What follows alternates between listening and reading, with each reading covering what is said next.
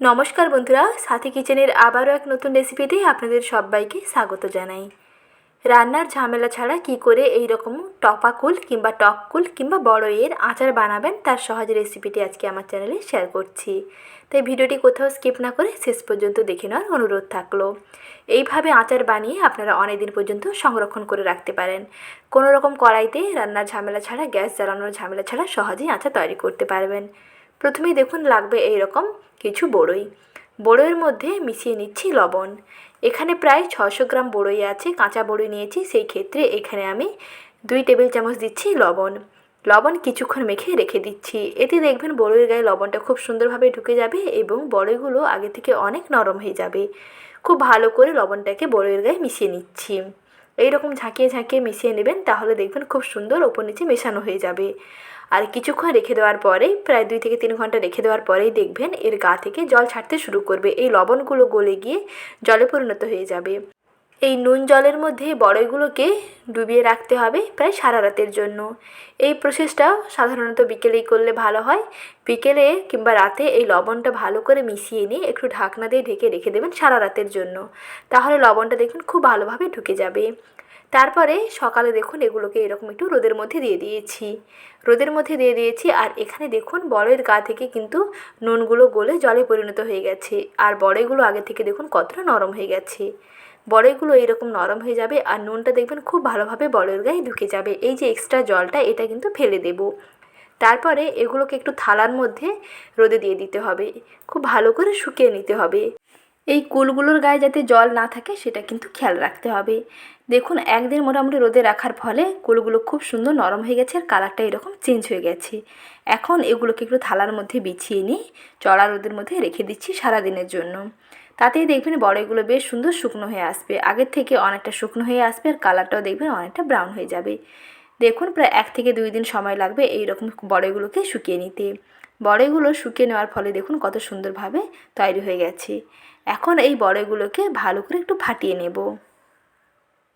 এই রকম দুটো হাতের মাঝখানে একটু রেখে একটু প্রেস করে দেবেন, দেখবেন খুব সুন্দরভাবে বড়ইগুলো এই রকম একটু ফেটে যাবে। আর ফেটে যাওয়ার কারণে এর মধ্যে মশলাটা দেখবেন খুব ভালোভাবে ঢুকে যাবে। এইভাবে দেখুন বড়ইগুলো রেডি করে নিয়েছি। আর যদি পাকা বড়ই নেন তাহলে সময়টা কম লাগবে, খুব তাড়াতাড়ি দেখবেন রোদের মধ্যে শুকনো হয়ে যাবে। আর শুকনো হয়ে যাওয়ার পরে এই রকম বড়ইগুলোকে একটু ফাটিয়ে নিতে হবে। এখন এগুলোকে একটি বাটির মধ্যে নিয়ে নিচ্ছি। এখন সেই দুর্দান্ত স্বাদের আচারটা তৈরি করে নেব। আচার তৈরি করে নেওয়ার জন্য প্রথমে একটি বড় বাটির মধ্যে বড়ইগুলোকে নিয়ে নিলাম। আর প্রতিটা বড়ইকে দেখুন এইরকম একটু করে ফাটিয়ে দিয়েছি, যাতে ভেতরে মশলাটা খুব ভালোভাবে ঢুকে যায় আর বেশ নরমও হয়ে যাবে। এখন একটা স্পেশাল মশলা রেডি করে নিচ্ছি। প্রথমে কড়াইতে দিয়ে দিচ্ছি প্রায় 1 টেবিল চামচ গোটা 5 ফোড়ন। শুকনো খোলায় এরকম ভেজে নিতে হবে। শুকনো কড়াইতে কিছুক্ষণ নাড়াচাড়া করার পরে গ্যাসের আঁচটা মাঝারি থেকে রেখে নাড়তে নাড়তে দেখবেন খুব সুন্দর ভাজা ভাজা গন্ধ বেরোবে। তখন একটি থালার মধ্যে নামিয়ে নিচ্ছি। ঠিক একই কড়াইতে গ্যাসের আঁচটা মাঝারিতে রেখে আবার দিয়ে দিলাম 1 টেবিল চামচ জিরে। গোটা জিরেটাকে একটু ভাজা করে নিচ্ছি।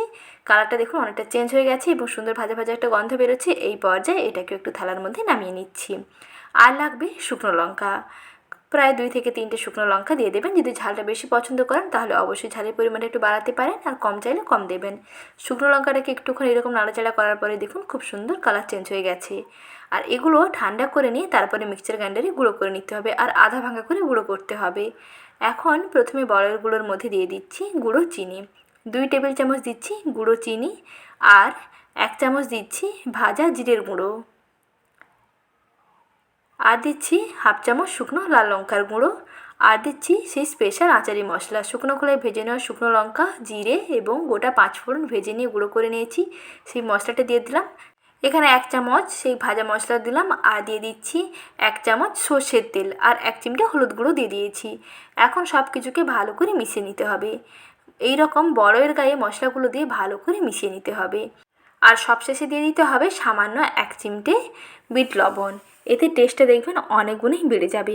প্রথমে বড়ইয়ের গায়ে খুব ভালো করে লবণ মেশানো আছে, তাই এখানে কিন্তু আর লবণ দেবেন না, তাহলে বেশি নুনের পরিমাণ হয়ে যাবে। নুনটা বেশি বেড়ে গেলে খেতে ভালো লাগবে না। দেখুন মশলাটা খুব সুন্দরভাবে মেশানো হয়ে গেছে, আর চিনিটাও খুব ভালোভাবে মেশানো হয়ে গেছে। এখানে সবসময় গুঁড়ো চিনি দেওয়ার চেষ্টা করবেন। এখন এগুলোকে একটি কাঁচের বয়ামে ভরে রেখে দেবেন, দেখবেন অনেক দিন পর্যন্ত ভালো থাকবে। রান্নার ঝামেলা ছাড়া খুব সহজে এই রকম বড়ইয়ের আচার তৈরি করে ফেলতে পারেন। টক ঝাল মিষ্টি মুখরোচক বড়ইয়ের এই আচার রেসিপিটি যদি ভালো লেগে থাকে তাহলে ভিডিওটিতে প্লিজ লাইক করবেন, আর এইভাবে একবার বাড়িতে তৈরি করে দেখুন। একটি খেলে আর একটি খেতে চাইবেন। তাহলে বন্ধুরা আজ এই পর্যন্ত, আবার ফিরে আসবো নতুন রেসিপি নিয়ে। পরবর্তী রেসিপি দেখার আমন্ত্রণ থাকলো। এই রকম নতুন নতুন রেসিপিগুলো সময় মতন পেতে বেল আইকনে অল বাটনটিও প্রেস করে রাখবেন। ভালো থাকবেন, ধন্যবাদ।